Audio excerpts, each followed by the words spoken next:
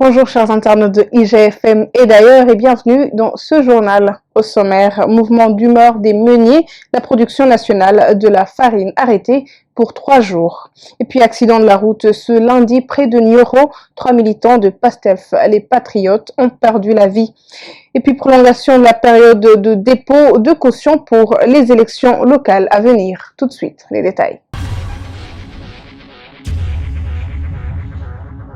Après avoir alerté en vain, les meuniers du Sénégal passent à l'action afin de réguler les pertes subies depuis un certain temps. L'Association des meuniers industriels du Sénégal a décidé de réduire de moitié la production nationale de la farine, ce durant 3 jours. Depuis ce lundi à 17 h, ils ont arrêté leurs machines. Pas de production ni de vente dans les usines et magasins du 2 au 4 novembre inclus. L'objectif n'est pas de faire une grève mais de réduire de moitié la production nationale de la farine pour réguler les pertes.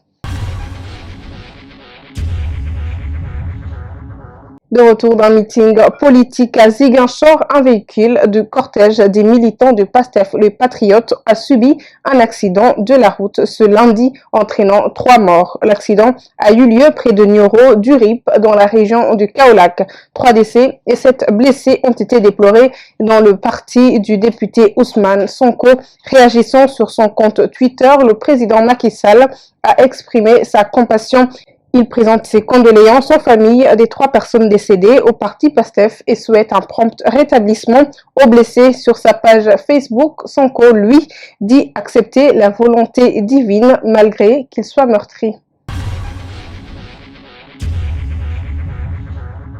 Et puis en politique, des comptes des dépôts de caution à la Caisse des dépôts et consignations à la date de ce 1er novembre, 66 coalitions ont déposé leur caution pour les locales du 23 janvier 2022. Sur cette liste, il y a seulement 21 partis politiques, coalitions de partis et entités regroupant des personnes indépendantes qui ont déposé une caution pour les communes et départements. La caution étant fixée à 15 millions de francs CFA pour chaque type d'élection, la CDC a encaissé près d'1 milliard de francs CFA, un montant qui peut être revu à la hausse avec la prolongation de la période de dépôt de caution fixée au 3 novembre 2021 à minuit.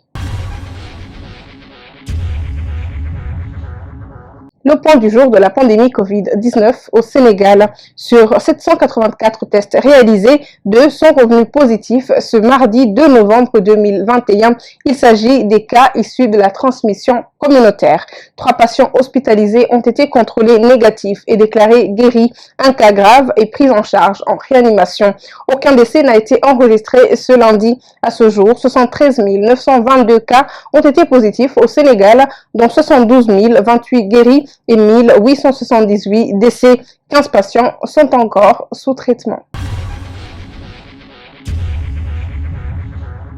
Puis à l'international, une attaque à la bombe suivie de coups de feu a visé mardi à Kaboul, le plus grand hôpital militaire d'Afghanistan, faisant plusieurs morts selon un responsable au ministère de la Santé afghan.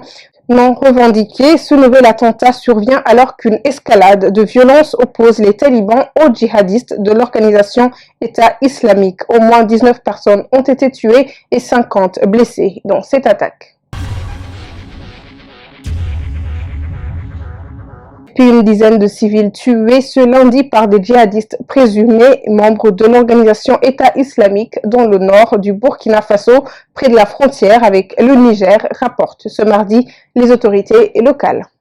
Merci chers internautes d'avoir suivi ce journal. On se retrouve demain sur www.igfm.sn.